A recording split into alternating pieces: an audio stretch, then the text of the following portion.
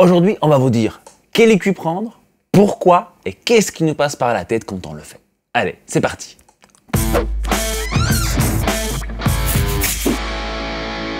Bonjour et bienvenue à l'Académie du Gros Son. Moi c'est André. Et moi c'est Gérald. Alors on vous a demandé il y a quelques temps avec un petit short sur YouTube de quoi vous voulez qu'on parle. Et c'est vrai que on a eu beaucoup de demandes pour revenir un petit peu sur les principaux en long et en large, qui sont l'EQ, la compression, les effets, ce genre de choses. On va commencer un petit peu à disséquer ça. Donc aujourd'hui on va parler d'EQ, on va pas vous dire comment EQer, on a déjà une vidéo sur le sujet. Par contre ce qui est très intéressant dans les questions qui nous ont été posées, c'est de savoir quel EQ et à quel moment. Donc on vous a fait un petit schéma que vous pouvez télécharger, le lien est dans la description, en lequel en 3 points, très facilement, vous allez pouvoir savoir vous-même à quel moment mettre un EQ, lequel et pourquoi. Avant de commencer, je vous invite à liker cette petite vidéo, c'est facile, vous continuez à nous écouter, vous faites like, vous abonner, c'est facile, vous pouvez le faire aussi. À un moment, ça va falloir arrêter de regarder la vidéo, vous allez sur le site de l'académiedugrosson.com/bonus. Pourquoi? Parce que là, vous pouvez vous inscrire avec votre email et vous allez recevoir plein de cadeaux qu'on a pour vous, des plugins, entre autres des EQ que vous allez pouvoir utiliser justement, qui vont faire le taf dont on va parler, et plein d'autres cadeaux qui arrivent dans le futur. Enfin voilà, c'est le meilleur moyen de rester en contact avec nous. Ça, c'est fait, on peut attaquer la vidéo. Alors, attaquons. Donc comme je vous ai dit, il y a 3 étapes qui se passent dans notre petite tête quand on a besoin d'utiliser un EQ. Alors la première chose qu'on fait, c'est qu'on reçoit notre piste, on écoute notre piste et on se dit tiens, est-ce que c'est bien au niveau de la balance tonale? Donc en termes de fréquence, est-ce qu'il y a tout ce qu'il faut ou est-ce qu'il manque quelque chose? En gros, une question d'équilibre. Voilà, si vous posez la question, quand vous entendez, vous dites tiens, il y a quelque chose qui me gêne dans une fréquence, il manque quelque chose, ou alors que vous mettez votre piste avec les autres pistes et que ça ne fonctionne pas, c'est peut-être qu'il faut lui mettre ou lui enlever quelque chose. Donc ça c'est la première question à se poser. Je vous montre ça tout de suite en exemple. Donc ici nous avons notre Morceau qui fait un truc comme ça sans la voix pour l'instant. Ah, et en écoutant spécifiquement cette piste-ci. Voilà, et bien ça en tête maintenant dans l'ensemble.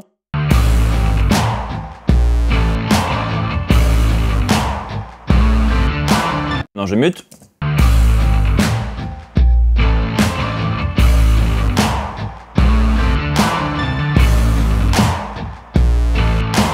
Voilà, quand je l'ai démuté, quand je l'ai rajouté de nouveau, elle est juste apparue bien. Il n'y a rien qui gêne, il se positionne bien, on entend bien tout. Exactement. Donc dans ce cas de figure-là, pas besoin d'EQ. Donc ça c'est la première chose à se dire, c'est que c'est pas parce qu'on a 20 000 EQ dans notre collection qu'on est obligé absolument d'en utiliser.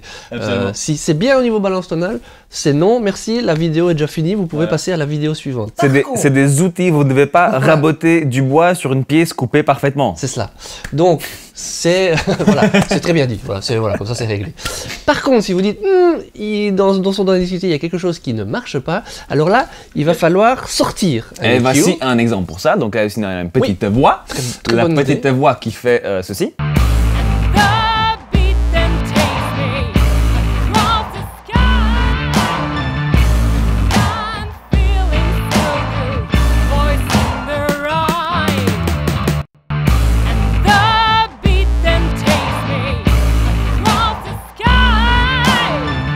Voilà, j'ai essayé un tout petit peu de la mettre dedans, je trouve aucun endroit où cette voix fonctionne vraiment bien dans l'ensemble. Donc déjà, il y a quelque chose qu'il faut faire, point. Évidemment, c'est une voix qui n'est pas compressée, donc il faut aussi avoir ça en tête. Donc je sais qu'il y a une question de dynamique à gérer aussi, mais là pour l'instant on pense juste fréquence. Donc j'arrive pas à trouver son point d'ancrage si on veut, et avec un peu d'expérience, j'entends déjà une petite résonance comme ça un peu dans les hauts médiums qui m'embête et qui est un peu agressive, un peu nasale. Si on écoute d'ailleurs ça en solo. And the beat then takes me across the sky. J'ai l'impression qu'elle sonne un peu comme ça. Légèrement, et je connais cette voix, elle sonne pas comme ça naturellement. Même si elle sonnait comme ça naturellement, on ne voudrait pas mettre ça en avant en particulier. Voilà. Ça peut venir du micro, de la prise de son, voilà, vous pouvez rencontrer de la pièce, de la personne, voilà, plein de choses différentes. Donc ici, c'est le moment pour sortir un EQ. Et c'est là qu'arrive la deuxième étape, c'est-à-dire que quand vous avez besoin d'utiliser un EQ, il faut se poser la question, est-ce que je veux ajouter quelque chose ou est-ce que je veux retirer quelque chose? On va commencer par le côté soustraction, retirer. Quand vous retirez quelque chose, on vous conseille en général plutôt d'aller sur quelque chose de transparent. Par transparent, je veux dire qu'on veut pas forcément, quand on veut enlever, on veut juste régler un souci, on veut pas forcément changer la couleur, et alors on va vous parler un petit peu de ce qu'on entend par couleur, mais on veut juste enlever une fréquence qui gêne. Et la façon de le faire, par exemple ici, si c'est quelque chose de nasal, on sait que c'est quelque chose qui est localisé à un endroit, donc on va plutôt utiliser un EQ paramétrique. Si je vous sors des termes barbares, que sur tout ce qui est EQ, vous êtes largué, on a une vidéo sur le sujet qui est dans la description, allez d'abord voir cette vidéo pour savoir de quoi on parle. Mais donc, c'est-à-dire qu'on va se focaliser sur une bande de fréquence relativement étroite et on va aller enlever ça, on va doser ça avec modération, parce qu'il faut toujours faire attention aussi à pas détruire le signal. Peux-tu nous montrer un exemple? Donc on va utiliser un EQ de type digital, un EQ qui n'est pas coloré, qui n'est pas basé sur un EQ analogue. Ici j'ai un Nova, l'EQ Nova de chez TDR, Tokyo Down quelque chose, Tokyo Down Labs. Qui est gratuit dans notre liste de plugins gratuits, donc allez choper, il est vraiment cool.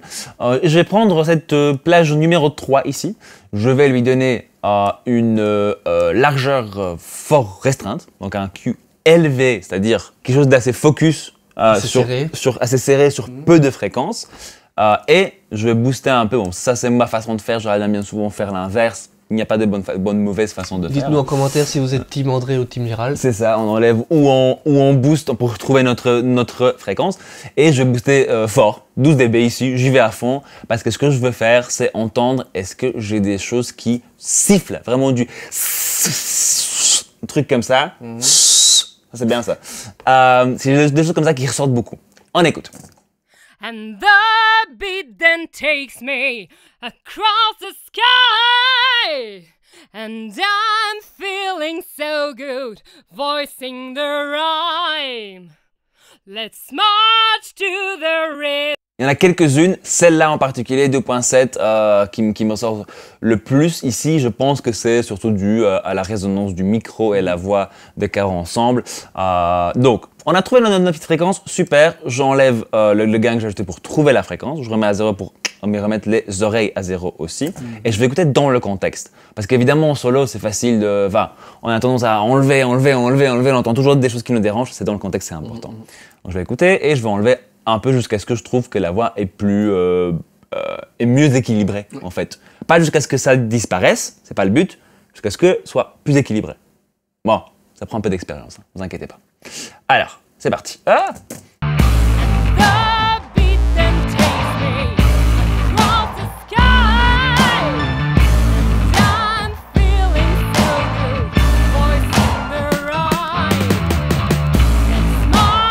Je suis allé un peu trop loin, puis je suis un peu revenu, et voilà, je trouve que là, c'est pas trop mal.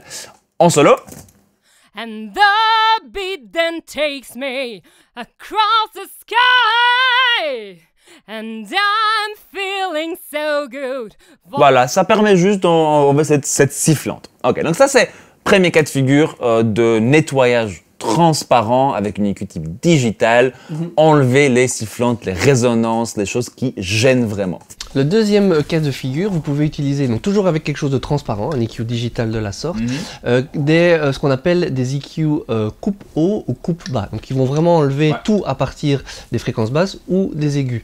Ça, on utilise ça typiquement quand il y a des choses qui ne sont pas nécessaires, parce que parfois, on va pas forcément entendre des choses dans les extrêmes, mais il peut y avoir des sons qui ne servent à rien. Par exemple, on va prendre un petit ukulélé, on n'a pas besoin de toutes ces résonances graves qu'il peut y avoir dedans. Tout ça peut s'accumuler dans un mix et créer quelque chose de flou. Donc parfois c'est cool de nettoyer ça si on entend qu'il y a des choses qui ne servent à rien. Et à ce moment-là, on utilise plutôt pas quelque chose de focalisé, mais quelque chose de plus large et qui prend l'ensemble des fréquences graves ou aiguës. Démonstration. Ici donc nous avons, je viens d'enclencher le high pass filter et low pass filter, donc le coupe bas, coupe haut, ok, ou passe bas, passe haut, enfin soit. Et on va voir un tout petit peu, je vais écouter pour l'instant solo comme ça vous entendez bien ce qu'on fait. Je vais enlever pour l'instant le coupe haut. Je vais travailler sur le coupe bas d'abord. C'est d'ailleurs celui que j'utilise le plus souvent. Oui. Mais les deux sont très utiles. Donc, d'abord, juste aller de plus en plus haut et je vais aller trop haut, là où la voix commence à perdre du corps et revenir un tout petit peu. And the beat then takes me across the sky. Super, on laisse comme ça. And the beat then takes me across the sky. And I'm... Voilà, ici j'ai une belle... Enfin, je n'ai rien perdu de sa voix, mais j'ai enlevé tout ce que je n'entends pas en fait, ou tout ce qu'il n'entendra pas du tout dans les mix. Voilà, pareil avec le coupe haut. And the beat then takes me across the sky. And I'm feeling so good, voicing... Clique par ici, voilà, et on va écouter dans le contexte maintenant. Donc d'abord sans. The beat then takes me across the sky. And I'm feeling so good, voicing the rhyme. It's march to the rhythm, no need to run. Et voilà, c'est intéressant, hein? Oui. C'est toujours très subtil parce que si vous êtes moins entraîné, que vous n'êtes pas habitué, on entend, c'est pas forcément évident, mais c'est là où on va chercher les finesses qui sont intéressantes. Moi maintenant quand j'écoute ça, paradoxalement, on a retiré des choses et j'ai l'impression que la voix maintenant est un petit peu plus grosse et épaisse, je vais dire d'une certaine façon, parce qu'on a, on a rééquilibré. Yes. Mais c'est ça qui est assez intéressant avec ce genre de technique. Donc ça rééquilibre en enlevant ce qu'il ne faut pas. Ça c'est la version, donc quand vous écoutez le problème de balance tonale, qu'il faut enlever des choses. Maintenant il y a aussi des choses qu'on peut ajouter. Yes. Et dans ce cas-là, il y a deux outils possibles et deux façons de les utiliser. Soit on utilise quelque chose parce qu'on veut aller rechercher simplement des fréquences qui manquent, mais on ne veut pas que la couleur globale du son change. Ou alors on utilise au contraire un EQ qui est coloré, connu pour sa couleur parce qu'il vient d'une émulation d'un équivalent hardware avec de l'électronique qui va induire des choses dans le son, ça va peut-être donner quelque chose de plus agressif, de plus rond, de plus chaud. Donc ça, c'est les deux cas de figure plutôt quand on ajoute. Si ça vous intéresse d'ailleurs pour les couleurs de l'audio, on a une petite vidéo où on parle de couleurs Neve, SSL et API. Tout à fait. Trois grosses marques déjà de son. Vous orienter. Ouais, en fait, sur lesquelles une toute grosse partie de ce que vous avez même chez vous en termes d'émulation sont basées souvent sur SSL ou sur Neve. C'est vrai. Et puis peut-être un peu moins, mais aussi. Donc allez regarder ces vidéos pour savoir déjà comment y réfléchir et à quoi s'attendre. Voilà, si vous cherchez quelque chose de plus rond ou de plus agressif, Yes. bah comme ça vous savez vers quelle marque ou quelle inspiration utiliser dans vos plugins. Ça, les couleurs, on va voir dans 2 secondes. Oui. D'abord, parlons donc si on veut ajouter, mais sans donner cette couleur, ce caractère particulier d'une certaine marque ou d'une certaine machine. Ouais. Donc on va continuer à utiliser le Nova, qui est transparent, qui est très bien. Et donc pour ajouter, on préfère faire des choses beaucoup plus larges, beaucoup plus transparentes que quand on enlevait. Quand on enlevait, on voulait être relativement restreint, on enlevait juste ce qui gênait. Quand on ajoute, on va plutôt ajouter large. Évidemment, ça, c'est pas des règles. C'est une base. C'est une base. Mais c'est ce qu'on fait quand même dans 80% des cas. Facilement, ouais. Parce que c'est plus naturel et ça se fait, c'est plus musical en fait de le faire en faisant large. Mais c'est pas une règle absolue, comme en audio, il n'y en a jamais. Exactement. Ici, je vais encore écouter vite fait pour savoir ce que je fais.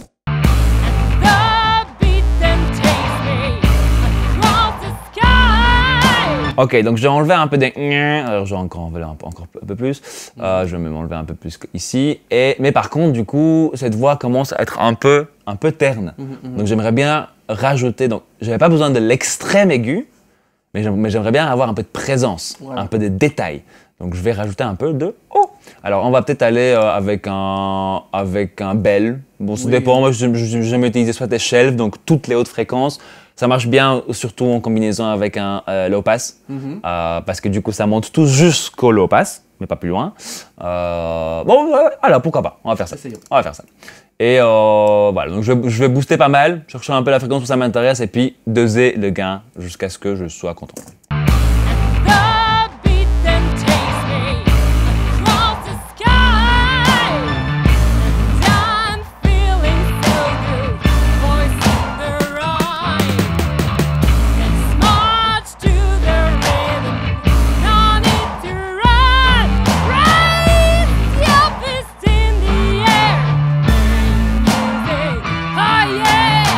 Voilà, c'est pas grand chose, mais ça ouvre un tout petit peu la voix. Comme on entendait, j'allais un peu chercher dans les fréquences. C'est pas super fort, c'est pas très violent comme effet, parce que justement on est sur une EQ relativement transparente. Elle n'est pas censée être très forte et très audible.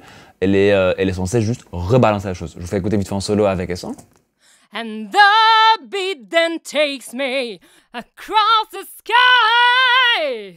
And I'm feeling so good. Voilà, on commence à avoir quelque chose de plus droit, de plus équilibré. Donc ça, c'était le cas de figure d'ajout transparent. Je vais même booster un peu. Ok, donc là, on va attaquer pour la couleur. Oui. Donc on va toujours ajouter. C'est toujours notre point 3. Est-ce qu'on veut ajouter maintenant avec couleur ou sans couleur? J'ai ajouté sans couleur pour l'instant. Maintenant, je trouve que cette voix, dans le contexte, manque encore un peu de corps, manque encore un peu d'assise. Et pour ça, je pourrais évidemment essayer de faire ça de manière transparente. Oui, mais dans la prise de base, il manque un tout petit peu déjà de ce bas, Donc, je ne vois pas comment je pourrais venir chercher quelque part quelque chose qui n'est pas vraiment dedans. Donc, je vais devoir, entre guillemets, tricher et utiliser le fait que certaines machines ont une couleur plus prononcée et rajoutent ces choses-là. Donc, on va utiliser une EQ type Neve. On va prendre celle de chez Slate Digital, Virtual Mix Rack, voilà. Ils ont une petite EQ Neve quelque part ici. Voilà, et on va ajouter un peu de mid-range. Je vais essayer de chercher un endroit où je trouve que sa voix prend un tout petit peu de présence dans le mix. Donc pas dans les aigus, mais vraiment de place dans le mix. Alors déjà, j'ai mis 6 dB ici. Vous entendez, tout à l'heure sur le levage, j'ai mis 6 dB. Alors, on l'entendait à peine. Là, ici, tout de suite, ça fait « Wow !» Qu'est-ce qui se passe? Les EQ de couleur sont souvent beaucoup plus audibles. Surtout les bleus. Ah, surtout les bleus. Surtout les bleus. C'est ça. The beat then takes me across the sky. And I'm feeling so good. Voice in the right.